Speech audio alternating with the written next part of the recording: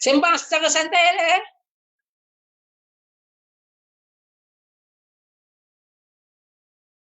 Janganlah, kita tahu lah kita member lama, terpaksa aku kau lah. Janggal lah kayaknya.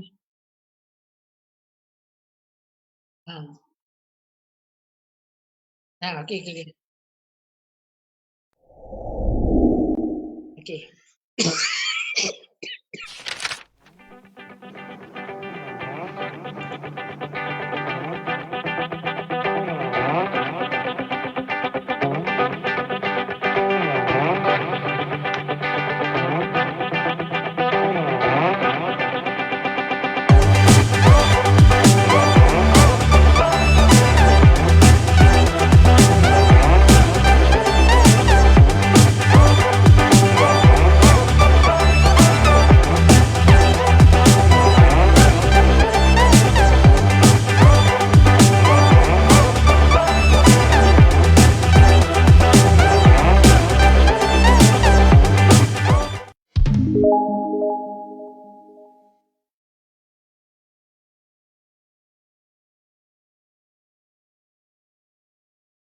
Bismillahirrahmanirrahim. Assalamualaikum warahmatullahi wabarakatuh.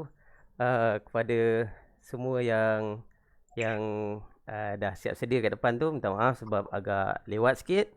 Sebab kita ada masalah teknikal sikit. Jadi ni kita nak sembang-sembang dengan sahabat saya yang tak lain tak bukan, mungkin ramai dah kenal, Hasanuddin Yusof, penulis banyak buku-buku sejarah. Dan hari ni akan cerita pasal sejarah Melaka lah secara khususnya.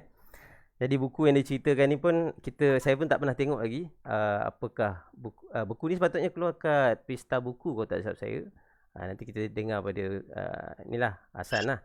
Ni kawan sejak sekolah kan. Jadi kita dah terbiasa aku kau.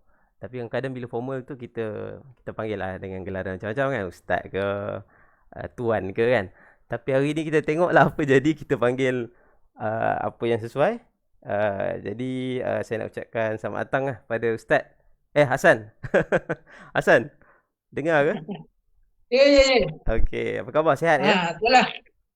Sihat, Alhamdulillah. Itulah selesanya kita dah kawan lama Aku kau je lah. Kalau orang lain tu mungkinlah kita ni kan. Ini dah ni dah biasa daripada UAE dulu. Segan lah. Okey lah, tak apalah tu. Tapi apa pun kita nak ucap tahniah lah kepada Hasan. Sebab Hasan kata buku ni sepatutnya keluar Pesta boleh Buku lah, boleh. Terima kasih banyak. Buku ni sepatutnya dikeluarkan Pesta Buku. Tapi sebab kena COVID ni, itulah nampak gayanya Pesta Buku pun mungkin dibatalkan ni. Jadi terpaksa jual style online lah. Sepatutnya buku ni dilancarkan Pesta Buku yang direncanakan hujung bulan 3 kan. Sebab kes COVID tu, itu yang tidak jadi tu. Aku ada lagi sebuah buku teknologi Kesultanan Melaka tu. Sepatutnya bedah buku di Perpustakaan Nasional Indonesia. Oh, jauh tu. Bulan 7, tapi batal juga nampak gaya. Oh, bagus. Alhamdulillah. Sampai ke Indonesia sekarang Batal juga lah nampak gayanya. Tak apalah. Apakan daya. Itulah, Alhamdulillah ada NGO sana, dia baca, pengurusi dia baca buku tu, dia minat. Mungkin dia minat lah. Jadi dia pun offer untuk buat majlis. Nak memperkenalkan orang Indonesia dengan sejarah Melaka lah. Orang Indonesia pun banyak nak tahu. Dia orang pun tak tahu je kan. Jadi hari tu bulan 1 aku ke sana. Meeting dengan itulah pengurusi NGO tu. Dia nak anjurkan lah bedah buku tu. Teknologi Kesultanan Melaka. Tapi COVID ni banyak benda. Cancel lebih. Moga-moga tahun depan berjalan lah semua. Buku ni sejak bila ni mula menulis? Ini separuhnya tulisan daripada Bonda Tun Suzana lah. Separuh lagi tulisan aku. Jadi kita combine lah. Menulisnya lama dah. Cumanya baru terbit lah. Rasanya siap menulis pun tahun lepas dah buku ni. Ha, Apa ni San? Kenapa mungkin nama dia Rahsia tahun tu? lepas lah. Nama dia tu kenapa Rahsia Penaklukan Melaka tu? Rahsia tu. Perkataan rahsia Sebab tu sendiri. rahsia ni banyak yang orang tidak tahulah apa sebenar matlamat Portugis menakluki Melaka ni sebab apa. Banyak orang ingat semata-mata kerana perdagangan. Ada yang kata Portugis tidak sengaja. Portugis sampai Goa orang bagi tahu dia dengar tentang Melaka, oh, rupanya di Melaka ada lagi ya. Dia pun pergi Melaka. Ini salah. Ini banyak salah, anggapan orang salah. Sebenarnya daripada mula kebangkitan Eropah Barat, terutamanya Spanyol dan Portugal lah, zaman Renaissance ni, mana Portugal, Spanyol dapat ambil alih daripada umat Islam 1492. Maknanya area-area abad ke-15, pertengahan abad ke-15 tu telah ada kesedaran di kalangan bangsa Portugal dan Spanyol ni untuk kita panggil istilah dia Timur Jauh lah, ke Melaka lah. Untuk menakluki Melaka, inilah dalam buku ni sebab apa, macam mana mereka tahu dan sebagainya ada dalam buku ni. Dan dia sangat berkait rapat dengan penaklukan Sultan Muhammad Al-Fatih terhadap Konstantinopel pada tahun 1453. Itulah turning point-nya. Bagaimana Portugal dan Spanyol ni, dan mereka merasakan memang betul kekuatan umat Islam masa zaman tu, antaranya kekuatan ekonomi, dan kekuatan ekonomi itu dari apa? Perdagangan rempah. Perdagangan rempah ni memang perdagangan paling penting zaman tu. Contoh zaman sekarang ni, perdagangan paling penting adalah perdagangan petroleum. Oleh itu negara-negara yang banyak minyak petrol ni dia dipandang tinggi sekarang ni. Kita tengok negara-negara Arab, Dubai, Kuwait. Dubai itu dalam negara Qatar. Ini semua negara yang dianggap penting. Sebab apa? Dia pengeluar minyak zaman ni kan. Sehingga mereka jadi negara yang kaya-kaya di wilayah ni, Brunei kan. Negara yang dipandang tinggi. Sebab mereka menguasai komoditi yang paling penting pada zaman ini. Pada zaman itu, zaman abad ke-15, komoditi paling penting adalah rempah. Siapa menguasai perdagangan rempah, maka dia boleh menguasai kuasa dunia pada zaman itu. Dan kekayaan rempah yang dikuasai oleh Melaka ni mengalir sehingga ke Osmaniyah dan mengkayakan kerajaan Osmaniyah. Maknanya Osmaniyah dia dapat limpahan kekuatan ekonomi itu antaranya daripada perdagangan rempah yang bermulanya daripada Melaka. Sebab itulah Portugal merasakan nak lawan Osmaniyah terus memang susah. Dengan sebab itu mereka terpaksa mencari di mana sumber kekuatan punca utama umat Islam. Sumber pertamanya itu. Maka Melaka lah zaman itu. Sebab ini wilayah rempah. Rempah banyak di Maluku. Aku dah pergi dah sampai ke Maluku tengok ladang rempah. Buah pala dan sebagainya memang banyak lah. Maluku, di inilah alam Melayu ni lah, di Sulawesi, di Sumatera, di Kalimantan ini wilayahnya kaya dengan rempah, wilayah yang subur. Dan semuanya mengeksport ke Melaka, dari Melaka ekspor ke seluruh dunia. Sebab itulah Tomo Pires bagi tahu di Melaka sekurang-kurangnya ada 84 bahasa asing dipertuturkan. Maknanya ada 84 bangsa asing, bangsa-bangsa besar berdagang dan berkumpul di Melaka. Maknanya sangat sibuk kurang masuk. Termasuk orang daripada Afrika, Habasyah, Kilwa, dan juga orang dari Turki Utsmaniyah. Ini dicatat sendiri oleh Tomo Pires. Bermaknanya dan Alfonso sendiri menulis bahawa Melaka ni penjara negara-negara Islam. Jadi dengan negara Islam menguasai Melaka ni, penjara negara-negara Islam. Oh, penjara yang funder, okey. funder negara-negara Islam. Alfonso saya tulis, Melaka founder negara-negara Islam. Dengan menguasai Melaka, dia bagi tahu dia dapat merebut punca kekuasaan umat Islam. Dan apabila Turki daripada Osmaniyah sinilah dapat menguasai Konstantinopel kan. Jadi maknanya laluan perdagangan yang selama ni daripada laluan sutera daripada timur ke barat, dia terhenti dekat Osmaniyah dan orang barat dia tak dapat berhubung dengan laluan itulah. Dia ditutup lah. Jadi sebab itu dia orang pergi ke sebelah Alam Melayu macam tu. Bukan. Dia perdagangan rempah ni dia ikut jalan laut. Ini laluan perdagangan rempah, jalan laut. Kalau jalan sutera tu memang selalunya perdagangan sutera lah. Tapi perdagangan rempah ni dia memang ikut jalan laut. Daripada dulu lagi ikut jalan laut ni. Dan dia akan melalui apa nama ni? Laut Merah. Pelabuhan penting Mediterranean lah. Laut Merah. Ya. Laut Merah, itu sebab antara pusat pengumpulan rempah juga di Iskandaria. Kemudian di Istanbul dan juga di Venice. Yang Venice tu kalau di zaman Melaka tu boleh dikatakan pelabuhan yang paling jauh lah, yang terakhir lah. Venice pedagang rempah. Maknanya orang Portugal apa semua pun mereka terpaksa ambil rempah daripada Venice. Tapi punca utamanya di Melaka. Maknanya bila dia dapat Melaka, dia dah tak boleh, dia dah tak pandang Venice dah. Dia dah tak payah pandang Osmaniyah dah. Terus dengan rempah tu. Tambah dia dapat Goa. Dan dulu itulah perubahan penting dia. Melaka, lepas tu di pelabuhan-pelabuhan di India, di Kalikan, kemudian di Hormuz.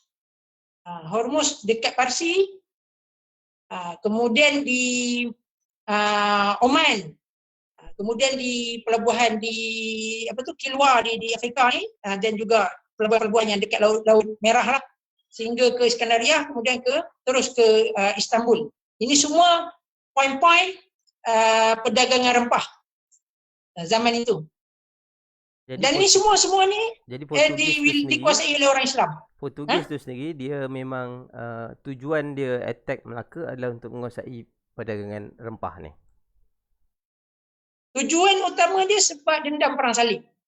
Sebab dendam perang salib. Jadi kalau pada penjajah barat ni, biasanya kita kata dia ada 3 matlamat utama lah. God atau gospel kan. Kemudian gold, ekonomi, dan glory kan. Yang mana paling utama? Kalau kita tengok Belanda dengan Inggeris ni, memanglah dia bawa 3-3 tu, tapi dia mengangkat gold tu yang paling atas. Maknanya gold tu ikut ekonomi lah. Daripada 3G tu, gold dengan glory tu, dia angkat dengan syarikat perdagangan. Kalau Belanda VOC, kalau Inggeris SHTI lah kan.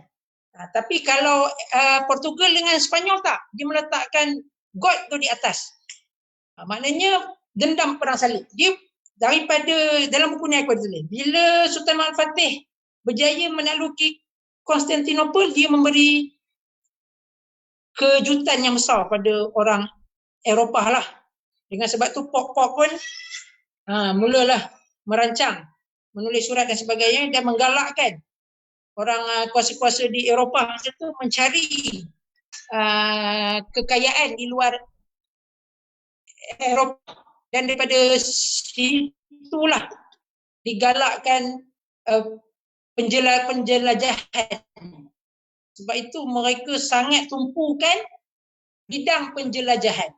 Bidang penjelajahan laut ni sangat dititik beratkan sebab inilah nak menghalang kuasa Islam hasil daripada pemusuhan dalam perang salib. Sebab itu kalau kita tengok salah sebuah lambang penting dipanggil sebagai coat of arms lah,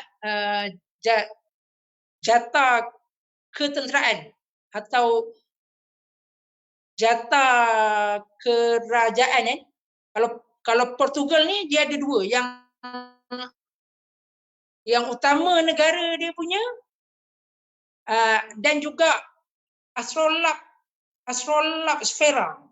Bahasa Inggeris disebut armillary sphere. Yang ini banyak di sini pun ada meriam Portugis yang ada lambang ni. Di mana-mana meriam Portugis dia ada lambang.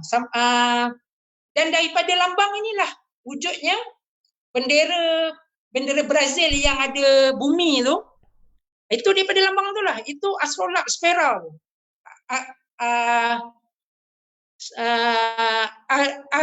Armillary sphere bahasa Inggeris dia. Itu lambang rasmi kerajaan Portugal sebab mereka terlalu sangat teruja ataupun mereka sangat mendalami bidang penjelajahan laut tu. Sebagai nak menyayangi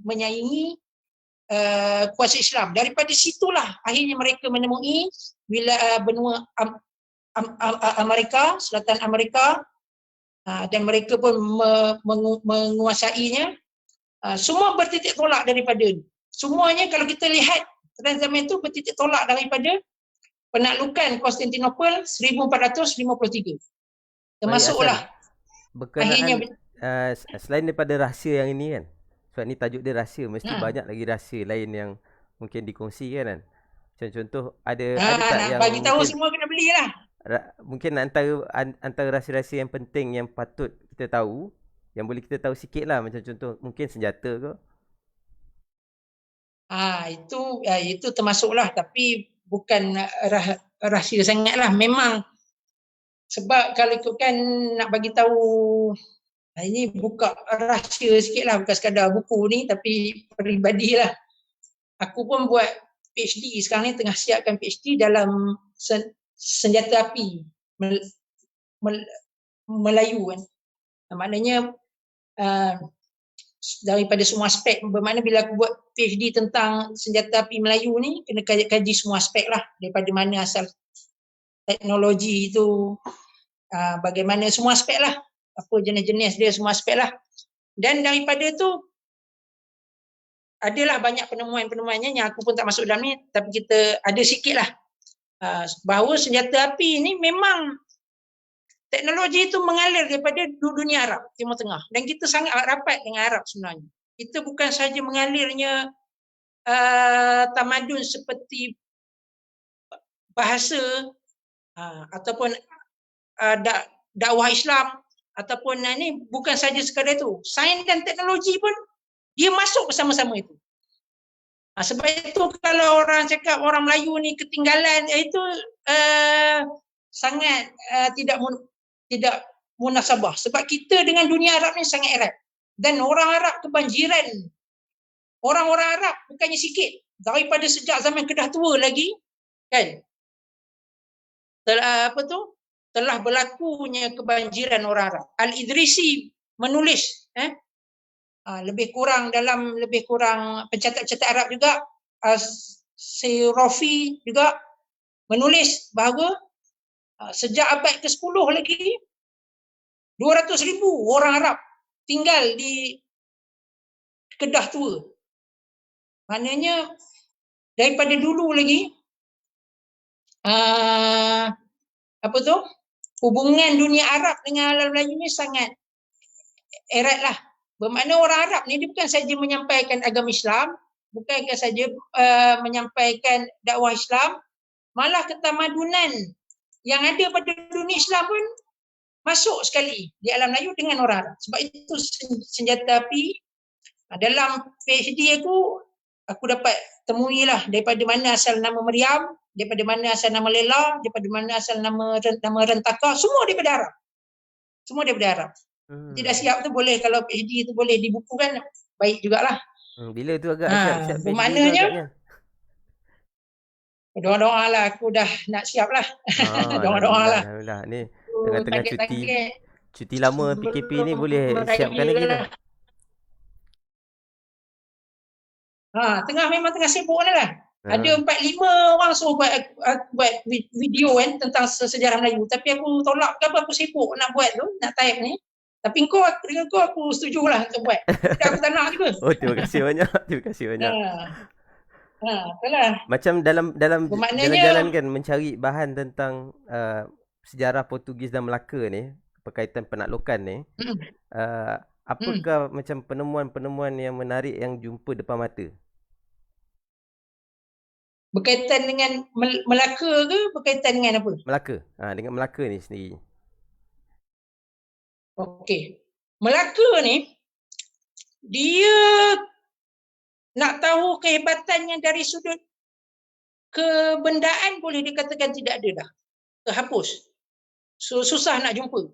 Tapi melalui pencatatan banyak. Antaranya pencatatan Portugis.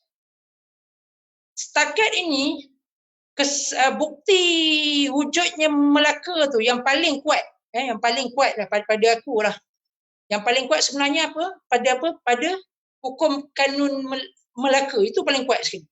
Tapi kalau kita mengkaji, aku baca setiap perenggan, setiap ayat dalam hukum kanun itu, aku pun banding dengan hukum-hukum kanun yang lain, yang pula asas daripada itu, hukum kanun Pahang, hukum kanun Kedah, aku dah mengkaji dah semuanya, undang laut Makassar dan sebagainya.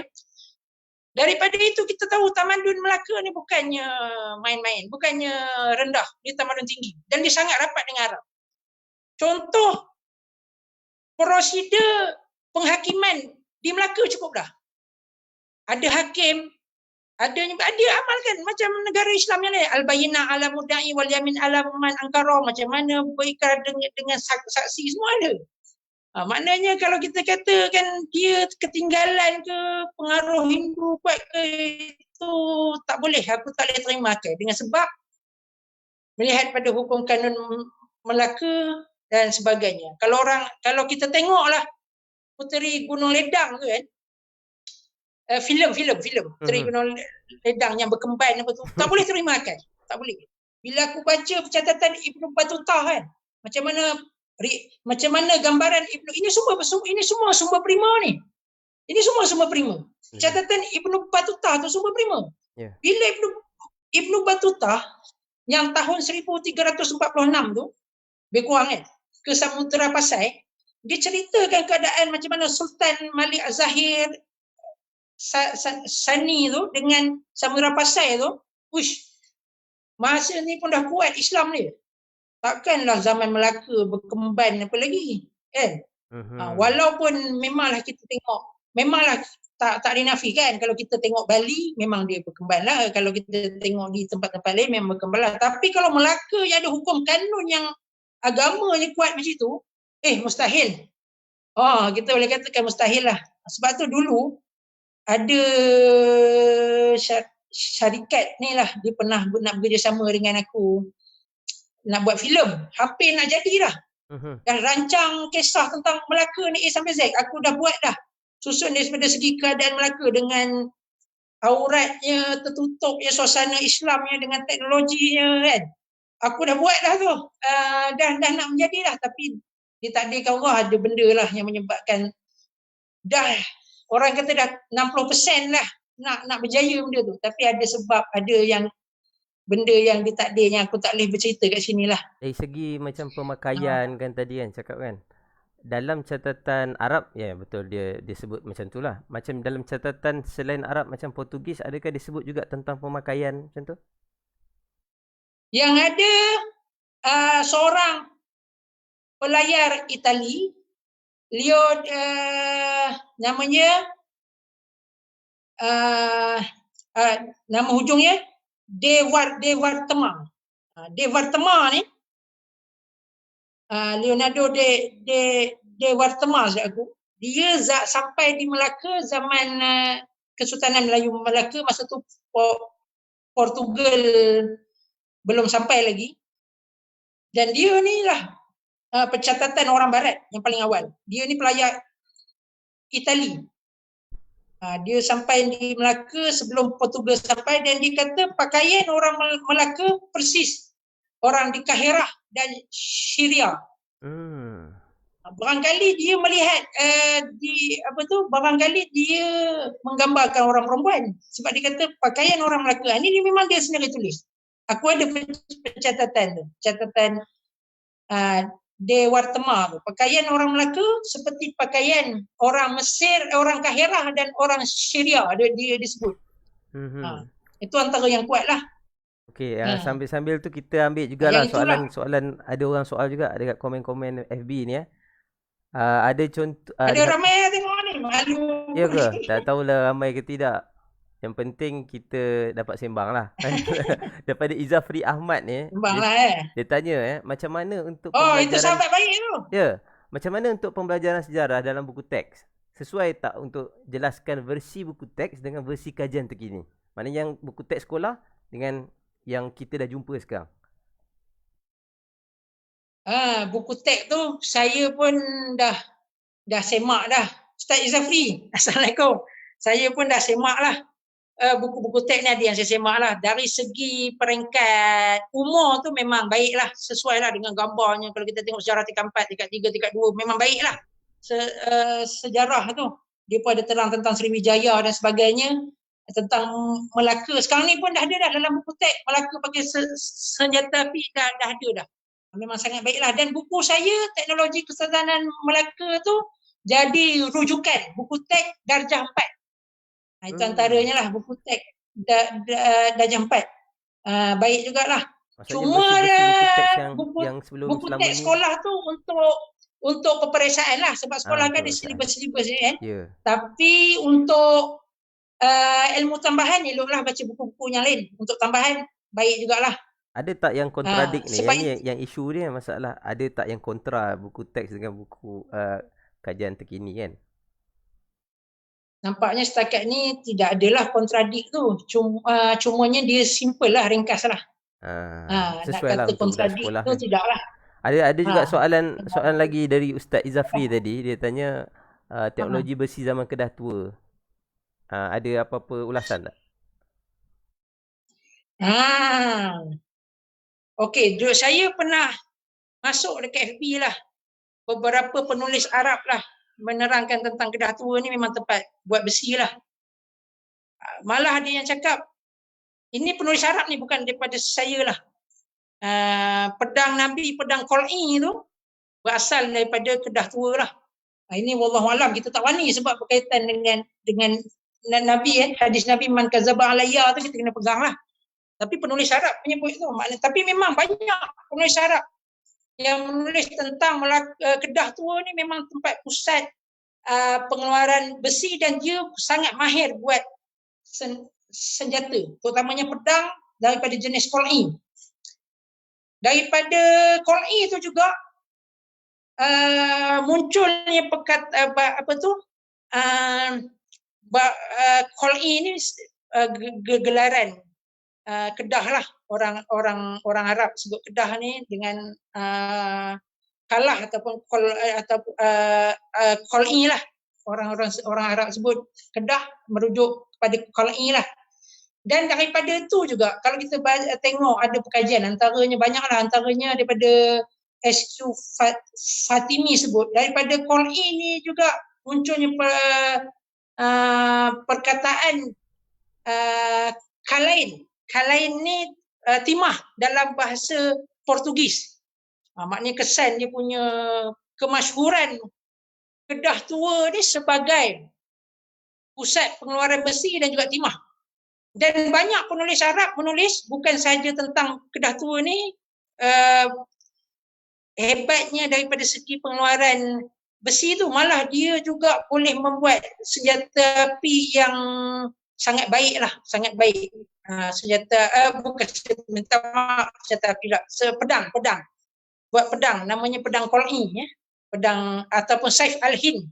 Dulu wilayah alam Melayu ni pun disebut Hind juga. Orang Arab dulu dia menyebut wilayah alam Melayu ni sebagai Hind ataupun Aqsal Hind. Hindia jauh.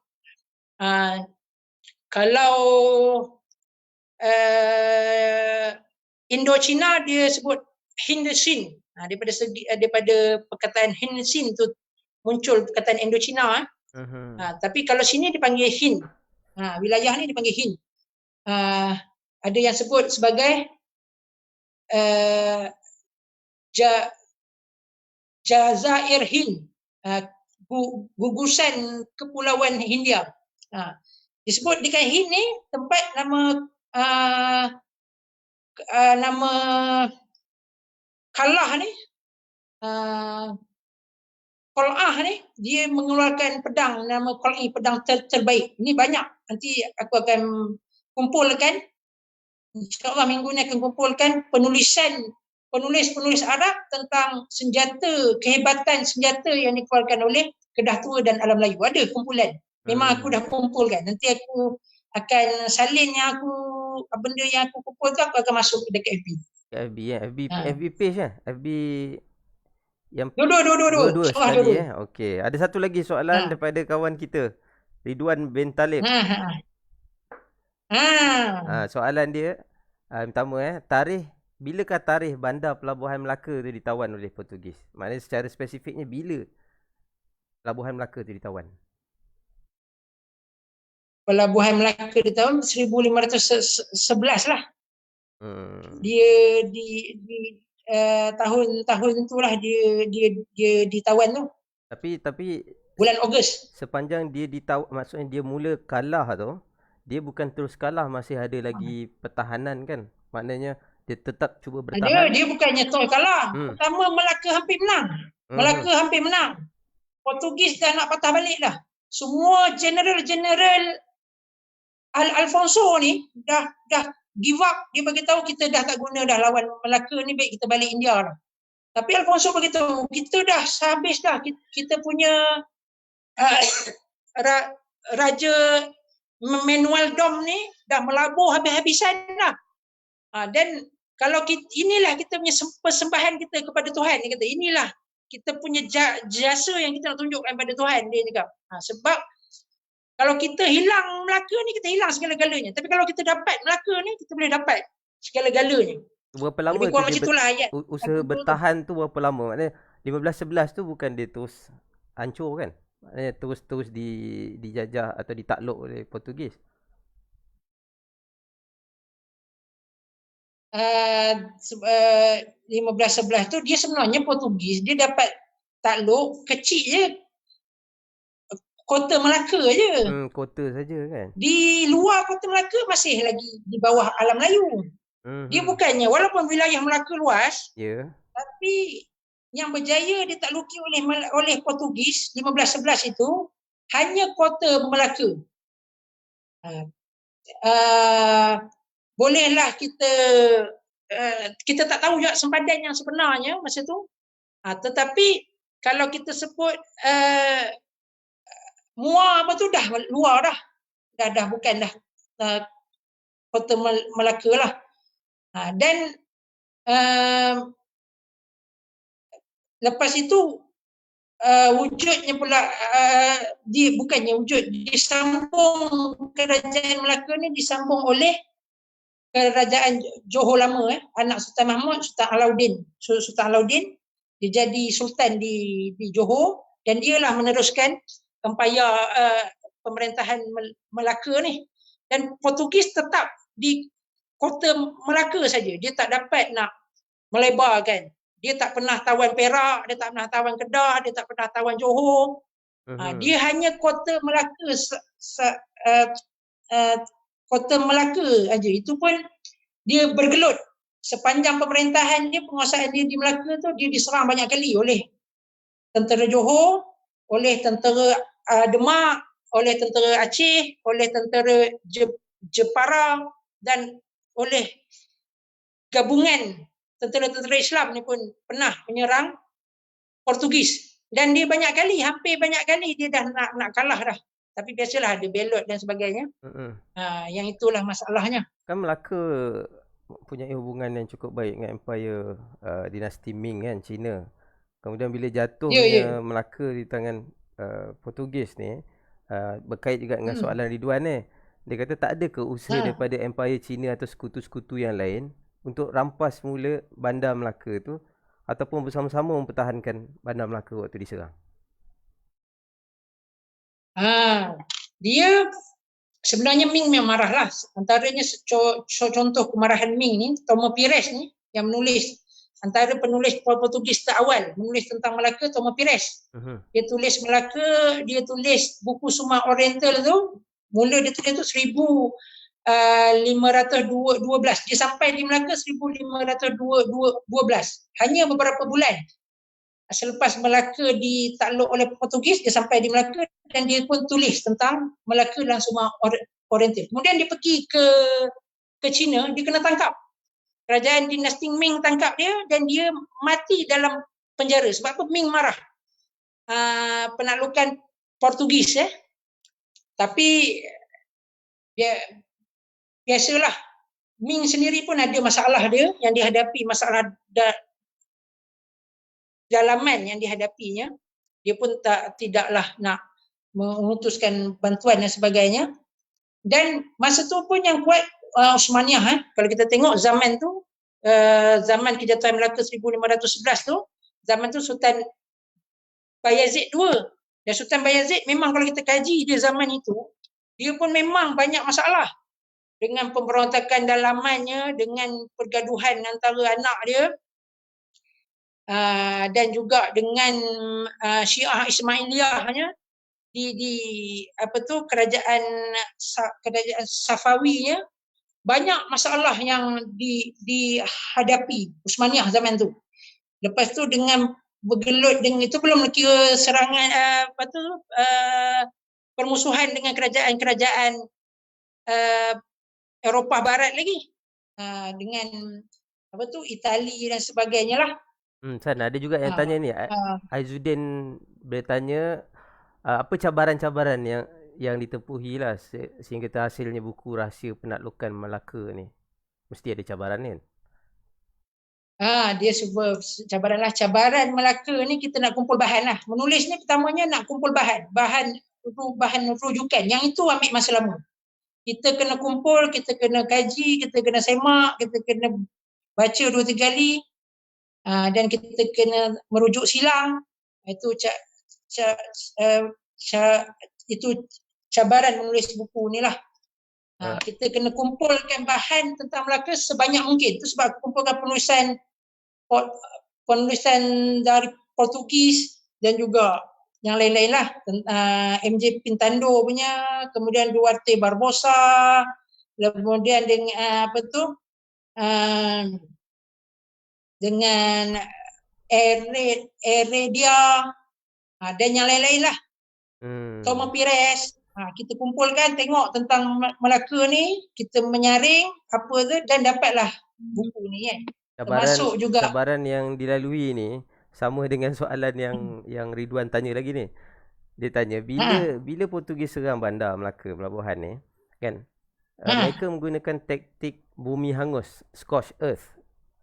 Adakah kebarangkalian berlakunya biblioklasm, jadi macam mana Mongol menyerang Baitul Hikmah tu, maknanya dimusnahkan perpustakaan, segala dokumen, dan sehingga mana akhirnya kebanyakan catatan ditulis oleh pedagang asing dan pendakwah Kristian dekat bandar Melaka, bukannya daripada kerajaan Kesultanan Melaka sendiri. Kalau kita tengok bagaimana bentuk tindakan Portugis dan Spanyol masa mereka mengalahkan orang Islam di Andalusia. Sama je. Spanyol dan Portugis ni dia bawa amalan yang dinamakan sebagai Reconquista. Reconquista ni dia paksa orang meluk. Bila dia jajah tu, dia akan paksa orang tempatan ikut agama dia dan dia akan hancurkan semua kesan-kesan yang berkaitan dengan Islam lah. Kita tengok macam di Spanyol pun, Masjid Cordoba tu bukan masjid, dia tak jadi masjid lah. Dia convert ke gereja, dan juga masjid dalamnya ada tulis masjid di Portugal yang asalnya masjid juga tukar sebagai gereja, masjid Mertola ada dalam ni, masjid Mertola. Dan juga dulu di Portugal banyak kesalahan Islam ni, tempat ribat, madrasah ahli sufi, semua yang nampak dihancurkan. Ni semua asal pergi memang tu. Pergi ke tempat-tempat ni. Ini semua banyak. Ada sebahagian pergi. Belum pergi. Ada sebahagian yang tidak pergilah. Nah, memang akan pergi nantilah, ini dah COVID ni. Dan aku pergi sendiri ke Manila. Aku pergi interview profesor-profesor pengajian Islam, sejarah Islam dekat University Manila sana. Tahun bila aku tak ingat dah. Aku pun tengah tulis buku tentang Manila, Manila bandar yang banyak buku. dimurtadkan. Sama juga. Orang dah tunggu-tunggu dia buku Hasan. Ada yang sebut aku gereja yang dibangun oleh Sepanyol tu atas tapak Masjid Sultan Sulaiman dulu. Memang hapus. Kalau Manila dan Melaka sama, kesan dia hilang langsung. Nasib baiklah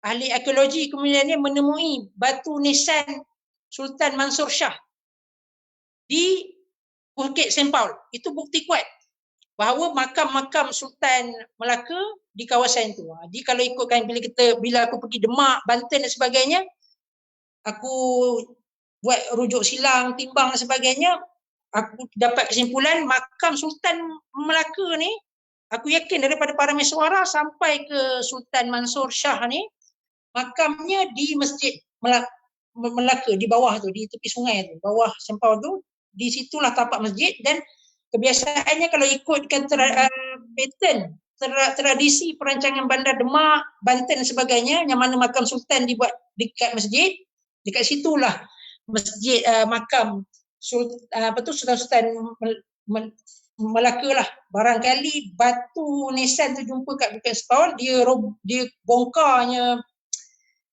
makam-makam Sultan untuk dibuat bahan binaan lah.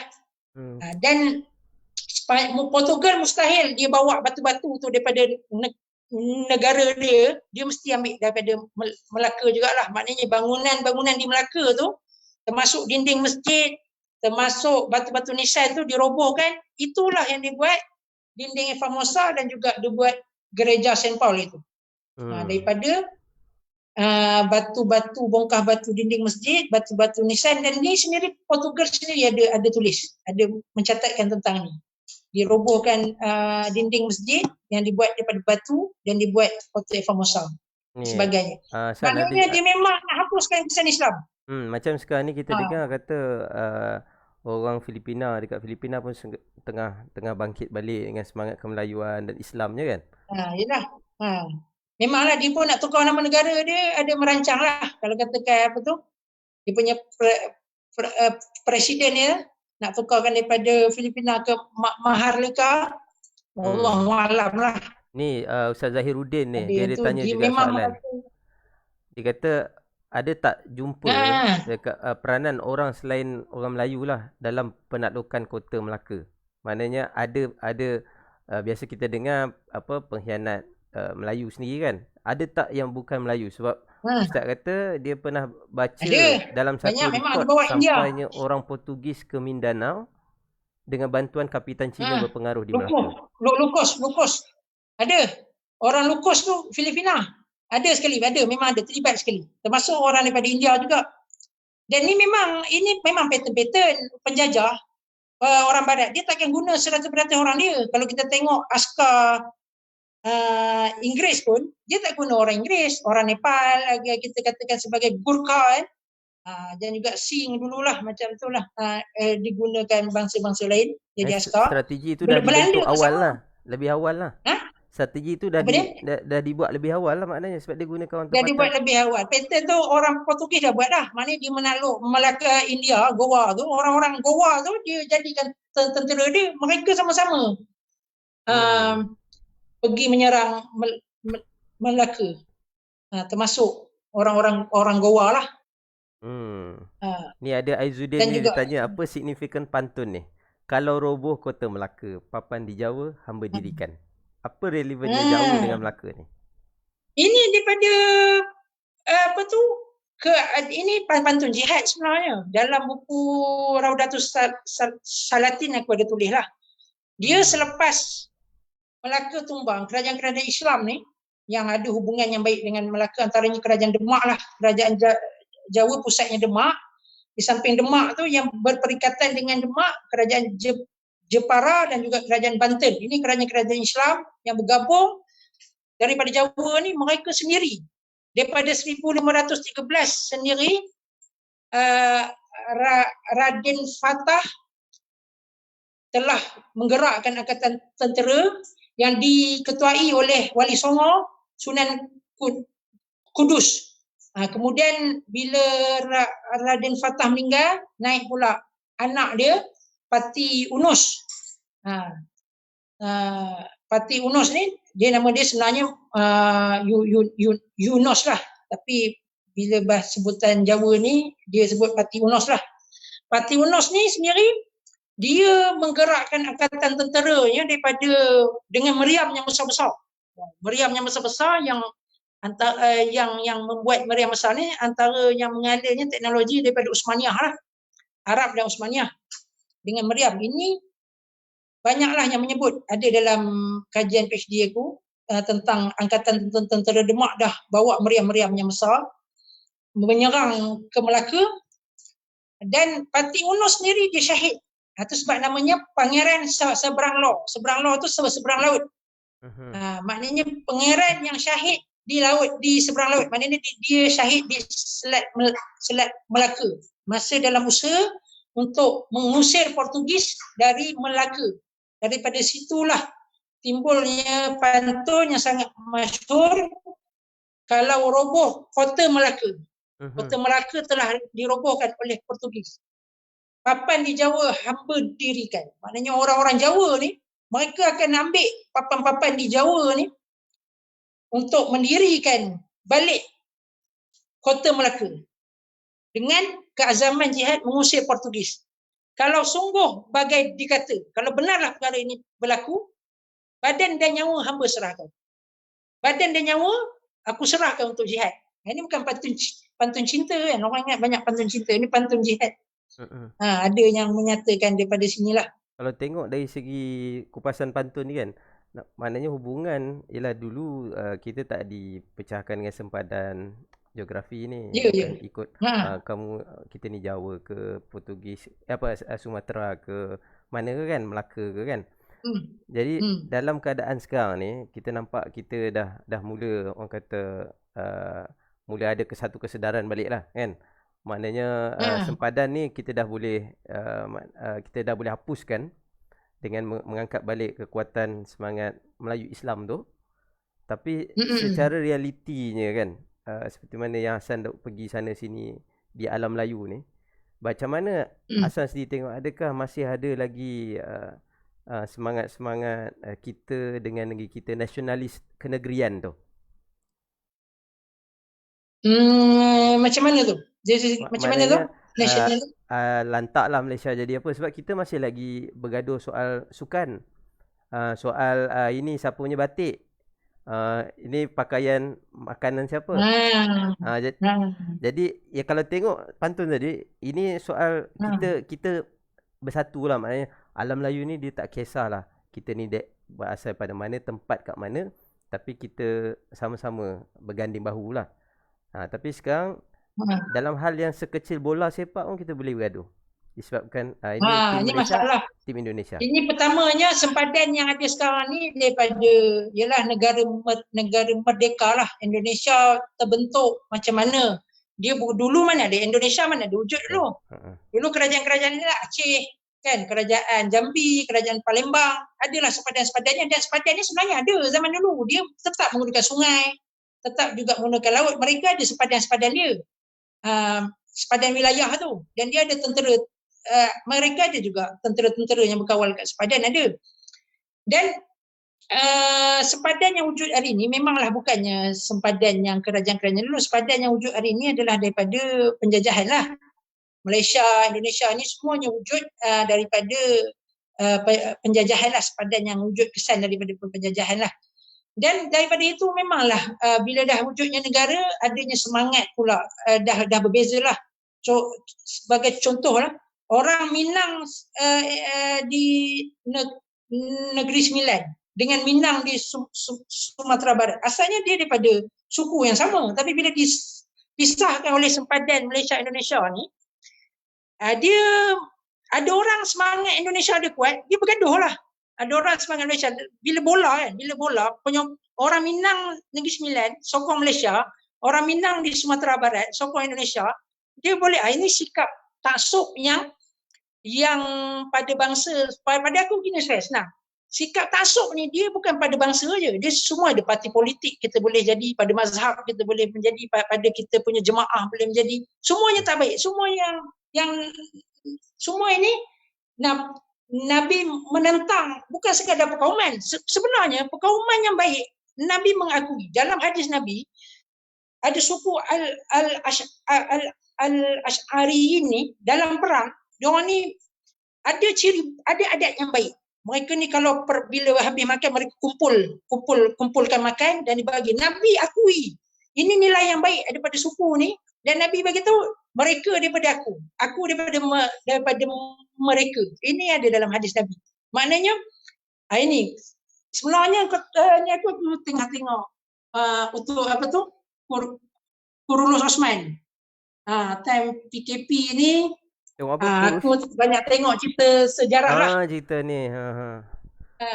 Kurulus Osman lah, guru lah, cerita-cerita sejarah je aku layan. Itu je aku boleh minat lah.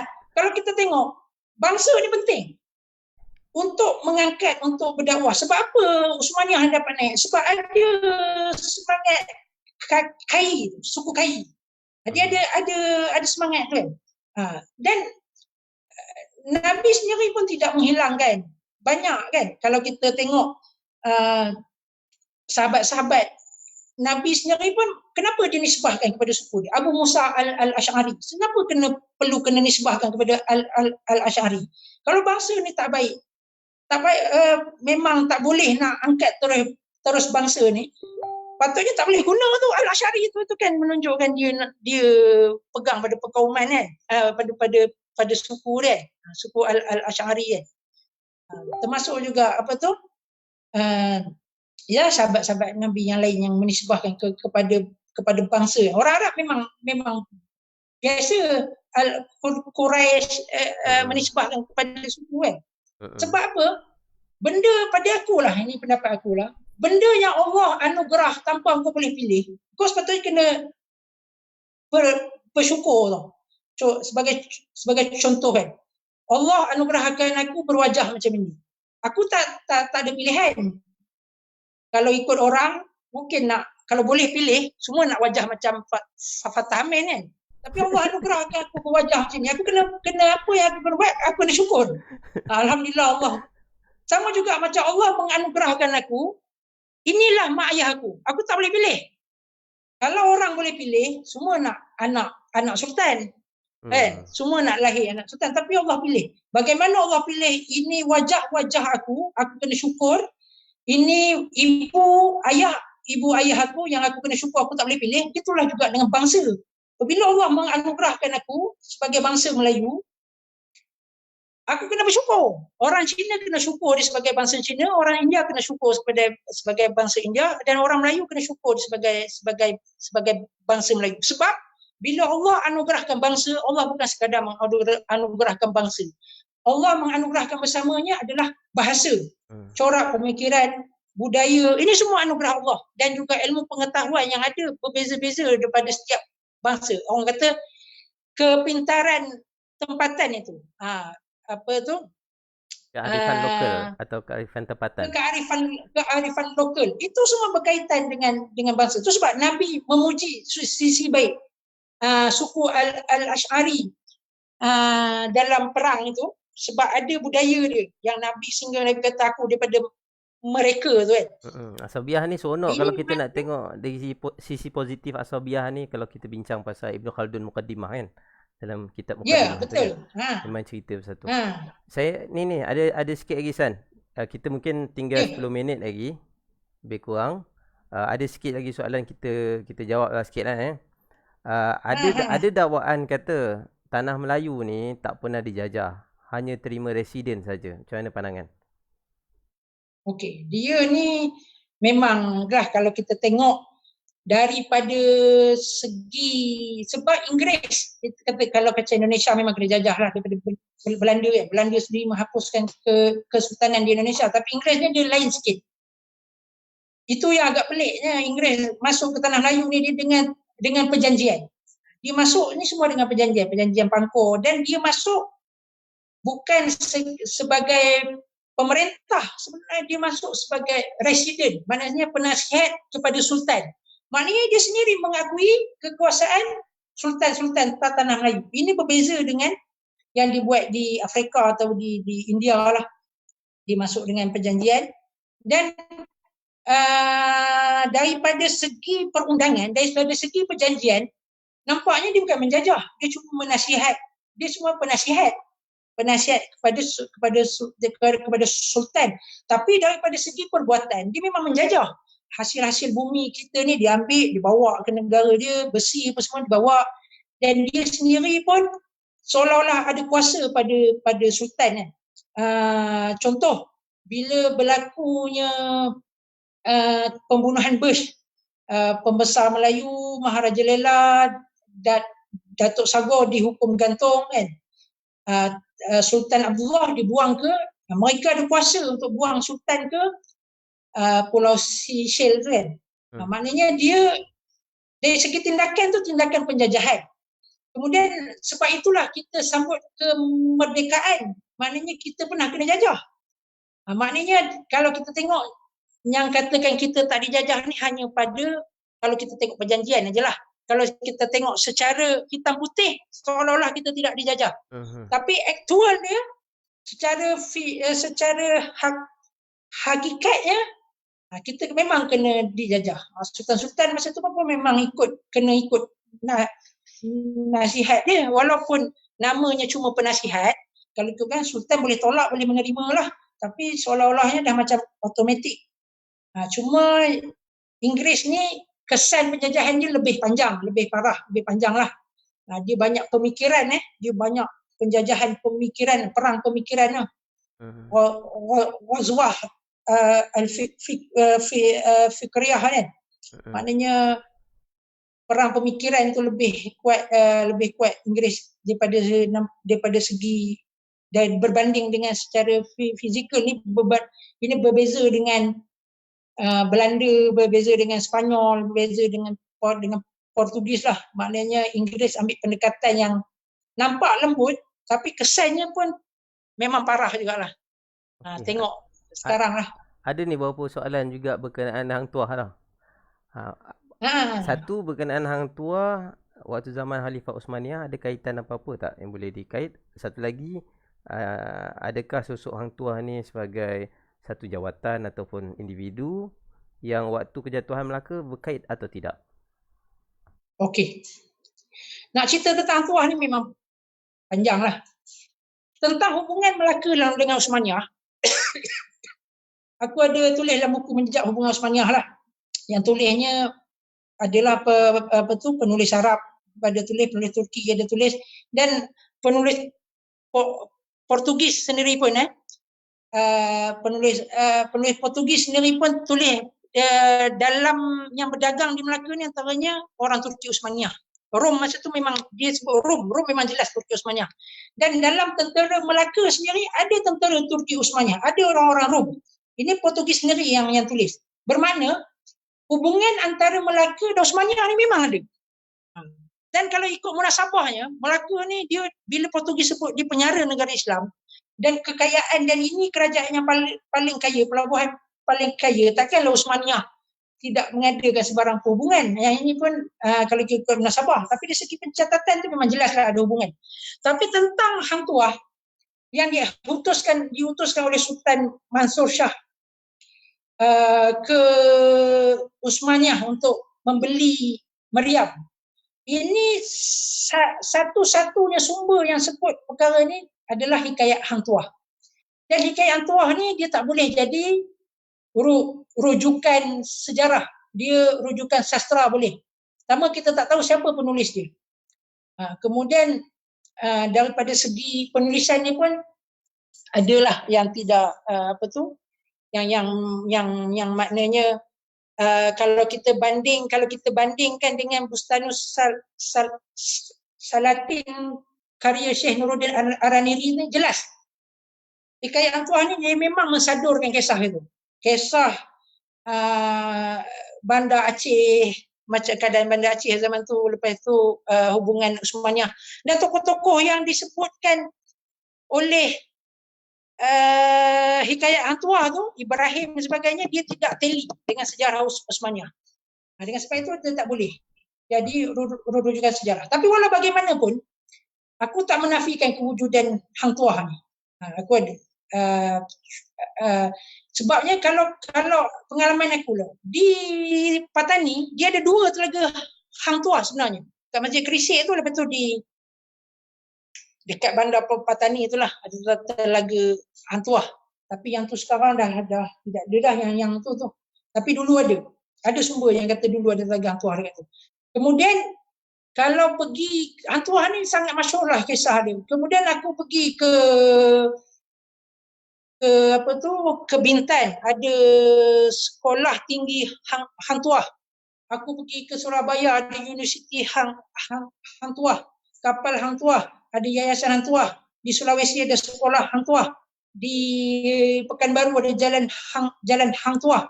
Maknanya bila dia masyhur sangat macam ni, dia nak kata dia tu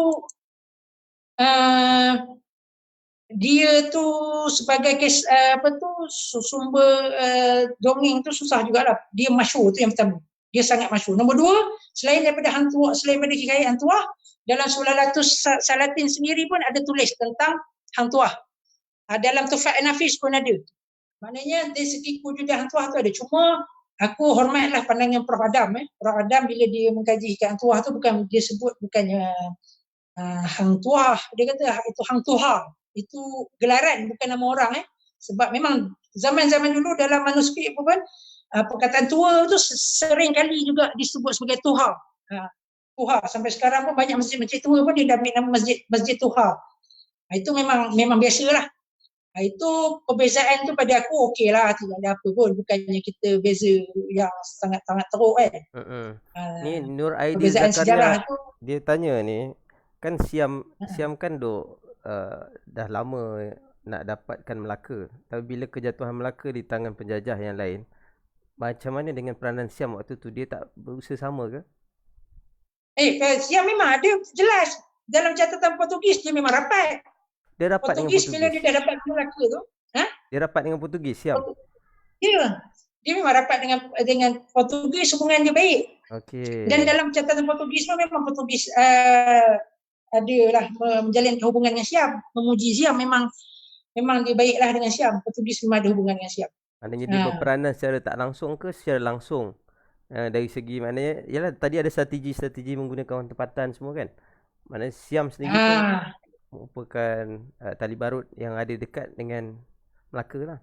Dah tentulah kalau daripada segi kita tengok macam tu dengan hubungan dia baik tu, memang bantuan secara paling sekurang-kurangnya bantuan tidak langsung tu pasti ada lah. Dengan hubungan dia dengan lagi satu dengan hubungan yang tidak baik antara Melaka dengan Siam tu, dan juga hubungan baik Siam dengan Portugis, sudah pastilah adanya cuma pencatatan Portugis bantuan Siam tu dia tak sebut lah. Dari segi pencatatan Portugis belum jumpa lagi lah bantuan Siam, tapi hubungan antara Siam dan Portugis memang Portugis sendiri disebut. Ni Fauzi tanya, Fauzi Sabri, dia tanya Alfonso ni dia mati di hujung pedang Tun Nyemah Mulia ke? Itu daripada mana sumber tu? Tak pasti, tapi seorang lagi Ridwan dia jawab daripada karya Dr. Faisal Tehrani. Mungkin itu fiction lah. Mana sumber tu? Jadi yang famous dia mati dekat Goa, dia mati di Goa, kemudian dia dibawa mayat dia, kemudian dibawa ke sana ke dia lepas Melaka dia balik ke Goa, kemudian dia mati di Goa. Bukan dibunuh lah. Dia mati kalau ikut ni semua yang ada dia mati bukan dibunuh. Dia mati di Goa lah, tempat Portugis lah, port dah jadi bandar Portugis dan Portugis sangat berkuasa lah.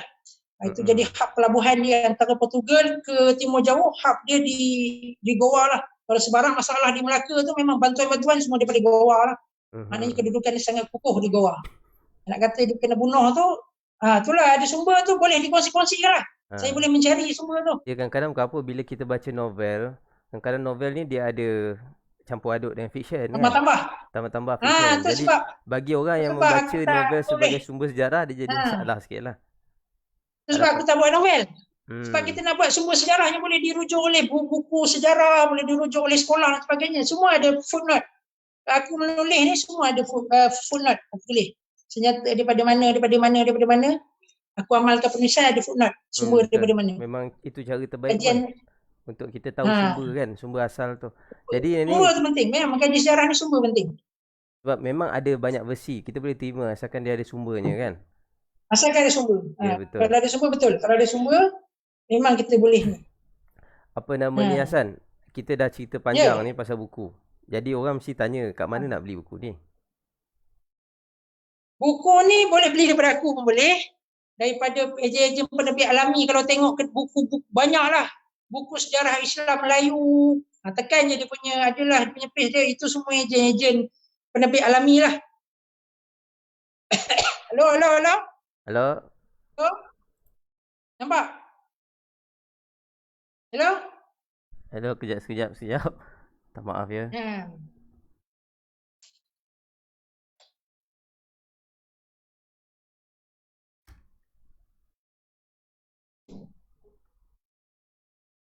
Okey, hello. Okey, boleh. Macam mana tadi? Maknanya dari mana-mana penerbit alami ejen-ejen buku yang ada lah. Maknanya kalau direct dengan Hasan pun boleh juga. Mesej je lah PM je lah. Kalau berminat nak beli. Boleh. Mesej. Harga ada nombor dekat. Harga dia 39 termasuk pos. RM39 sahaja. Zaman PKP masih ada stok. Ada. Boleh masih ada stok. Boleh dipostkan. Banyak dah orang beli. Alhamdulillah sampailah. Ada. Tengoklah dekat wall aku tu. Orang-orang yang dah dapat buku. Dia punya komen-komen. Boleh tengoklah. Ulasan-ulasan dia. Alhamdulillah lah. Setakat ni ulasan memang baik lah. Ulasan memang Alhamdulillah lah. Kalau sebagai khulasahnya lah. Sebagai penutupnya. Mengapa orang kena beli buku ni? Sebab kenapa orang kena beli buku ni, ini sejarah tempatan yang sangat rapat dengan kita punya kehidupan. Melaka itu adalah sebahagian daripada negara Malaysia ni. Melaka sebahagian daripadanya, dan ini sejarah yang berlaku di, kita boleh katakan, kita punya tanah air lah.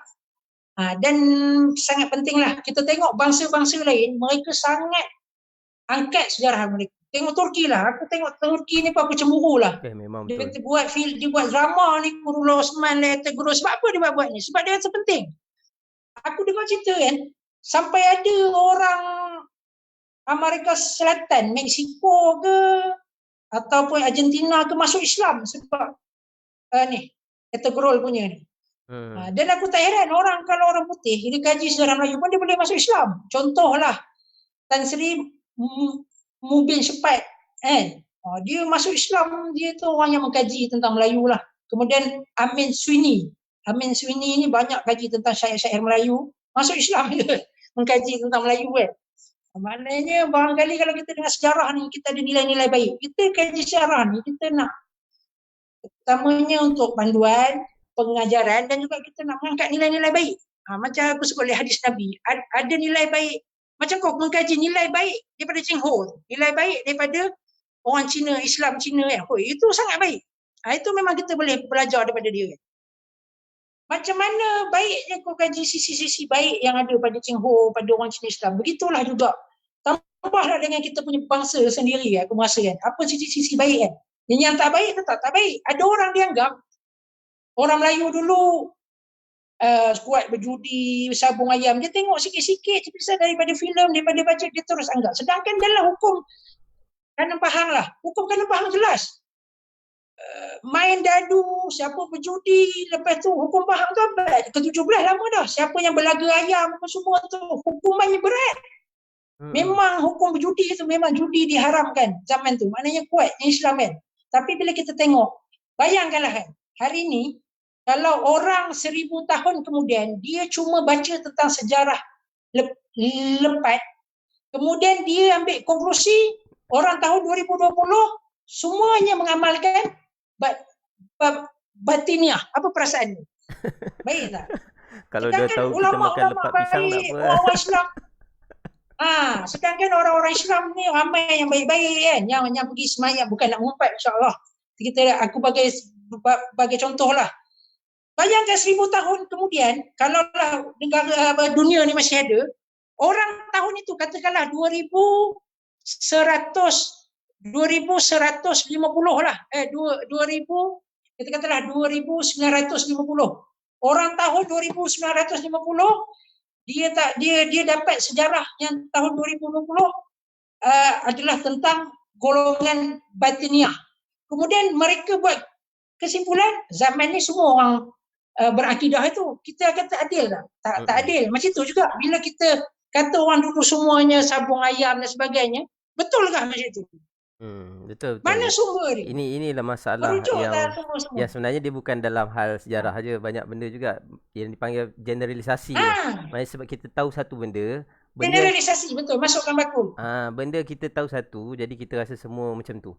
Sedangkan banyak lagi benda yang kita tak tahu. Jadi eloklah kita jadi orang yang merendah diri sebenarnya. Lagi banyak lagi ilmu kat luar tu yang kita tak tahu sebenarnya.